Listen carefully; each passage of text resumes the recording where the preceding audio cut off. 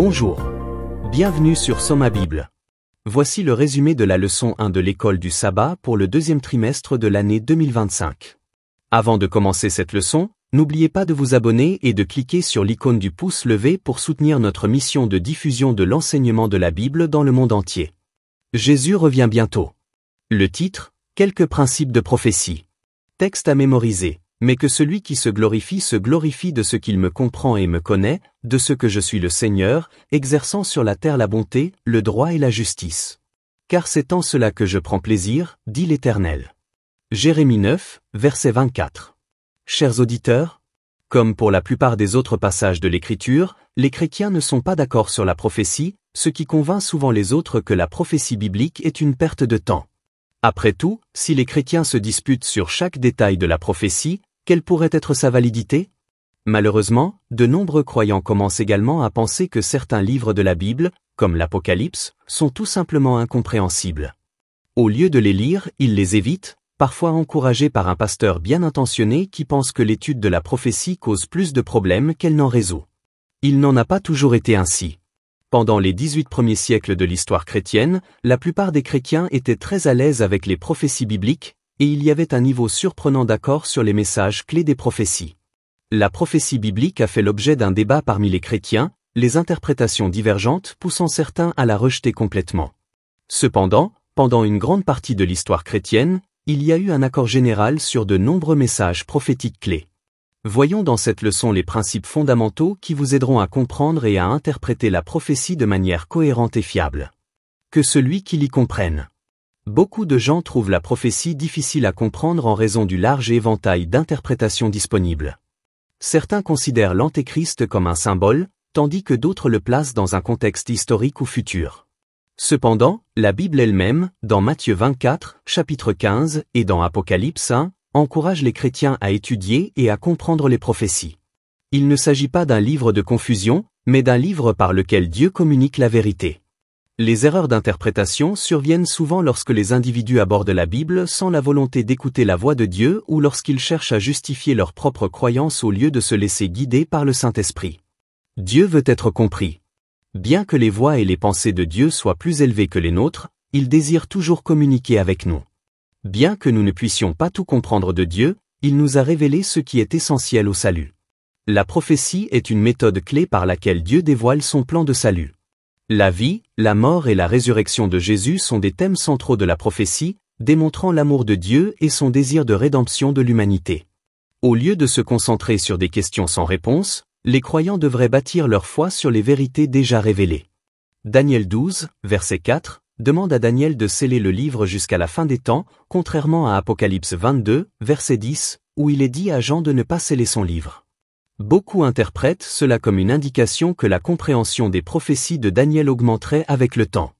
Les preuves historiques le confirment, car des connaissances plus approfondies des prophéties de Daniel sont apparues après l'accomplissement de prophéties de temps clés, en particulier après 1798. William Miller et le mouvement de l'Avent ont joué un rôle important dans la révélation de ces prophéties. Entre-temps, une grande partie de la chrétienté reste dans la confusion théologique concernant des enseignements fondamentaux tels que le sabbat et l'état des morts. L'étude de la parole. L'étude correcte des prophéties exige une approche systématique. Matthieu, chapitre 5, verset 18 et 2e. Timothée 3, versets 15 à 17 et Luc 24, verset 27, soulignent l'importance d'interpréter l'Écriture de manière holistique plutôt que d'isoler des versets hors de leur contexte. La Bible est comme un puzzle, où chaque pièce contribue à une image plus large. De nombreuses erreurs d'interprétation prophétique surviennent lorsque des personnes sélectionnent des textes isolés et tentent de les adapter à des événements modernes sans tenir compte de l'ensemble du contexte biblique. Pour éviter la spéculation, nous devons permettre à l'Écriture de s'interpréter elle-même. Figuratif ou littéral? Il est essentiel de comprendre quand la prophétie est symbolique et quand elle est littérale. Les symboles bibliques sont mieux interprétés dans la Bible elle-même. Par exemple, les bêtes et les cornes de Daniel 7, verset 7, et du chapitre 8, verset 3, représentent des royaumes et des pouvoirs politiques. L'épée dans Apocalypse 1, verset 16 représente la parole de Dieu.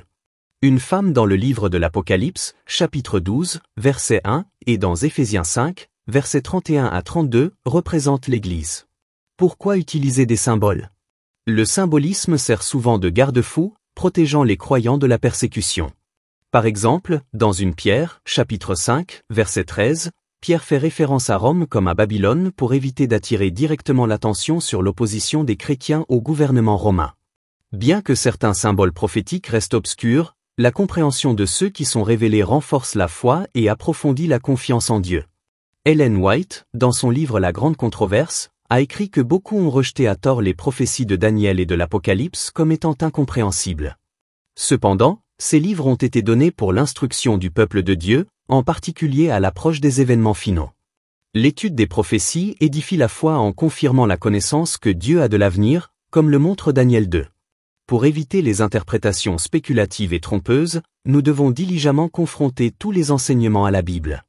La meilleure façon de garder les pieds sur terre est d'étudier les Écritures systématiquement et dans la prière, plutôt que de se laisser influencer par des interprétations sensationnelles. Chers auditeurs, un missionnaire nommé Tim hésitait au départ à vendre des livres chrétiens dans une région non chrétienne. Cependant, il a été étonné lorsqu'une couturière l'a reconnu dans un rêve et lui a demandé spécifiquement La Grande Controverse. Cette expérience a rassuré Tim sur le fait que Dieu précède ses ouvriers, préparant les cœurs à recevoir sa vérité. L'histoire nous enseigne la puissance de Dieu pour conduire les gens à l'Évangile, soulignant l'importance du travail missionnaire et de la diffusion de la vérité biblique. En conclusion, cette leçon nous enseigne que la prophétie n'est pas destinée à prêter à confusion, mais qu'il s'agit d'une révélation divine destinée à nous guider. En étudiant systématiquement les Écritures, en permettant à la Bible de s'interpréter elle-même et en s'appuyant sur le Saint-Esprit, nous pouvons, en tant que chrétiens, acquérir une vision claire et précise de la prophétie. En tant que chrétiens, nous pouvons acquérir une compréhension claire et fiable de la prophétie biblique. Au lieu de nous laisser guider par la spéculation, nous pouvons bâtir notre foi sur le fondement solide de la parole de Dieu.